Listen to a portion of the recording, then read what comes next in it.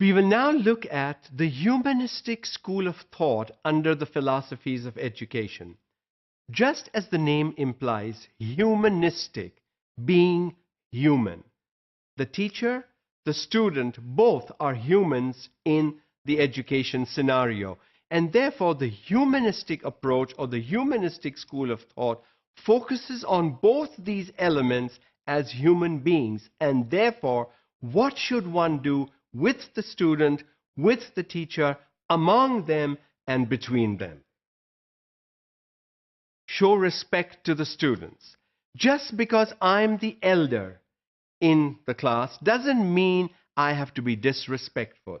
I should learn student names. I should be able to say my please and thank you, and if necessary, even sorry. We as adults also make mistakes, and we should be able to say sorry to someone, even if that someone is years younger than us. Only then will students learn these magic words: please, thank you, and sorry. Those are the three magic words that I think are important even today for life in the 21st century. Only when we show respect, because today no one is giving respect to anyone for free. Even the teacher has to earn the respect of the students. You have to earn it. You are not going to automatically get it.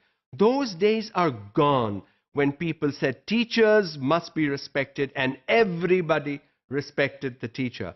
Those days are gone. Today, even the teacher will have to earn the respect. So show respect, you will get respect. If you use the three magic words, the students will also learn to use the three magic words. So it is a two-way street. You cannot live life in the 21st century going one way. It has to be a give and take. You have to give and then you receive.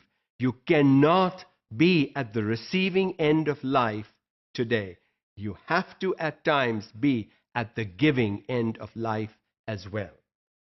Consideration of students' needs, expectations, feelings, and values. Now, if we look at those things, needs, need for information, need for knowledge, need for help. What needs? Any needs.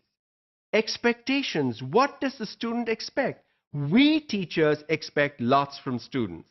What do students expect from us? We've never thought of that because we've always looked at education as a one-way street.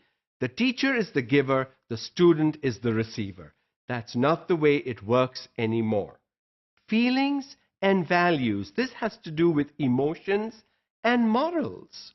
How is a student supposed to learn the right emotions and the right morals if nobody shows him, shares with him, and if he doesn't see it in action in real life in society?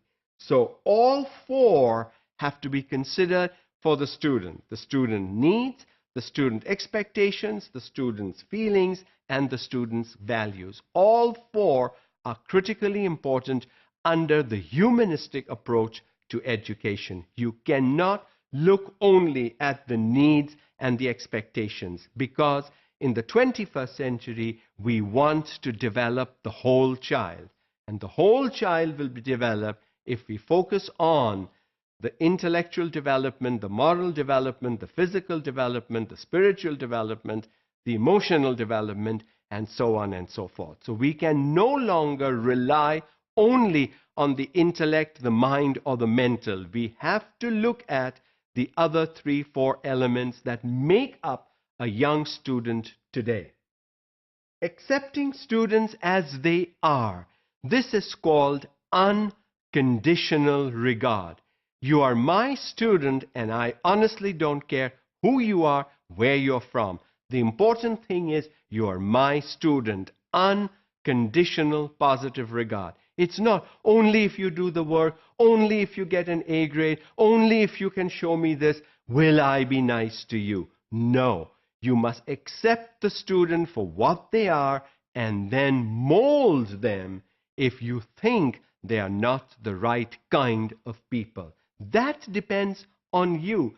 But accept them. Separate the sin from the sinner.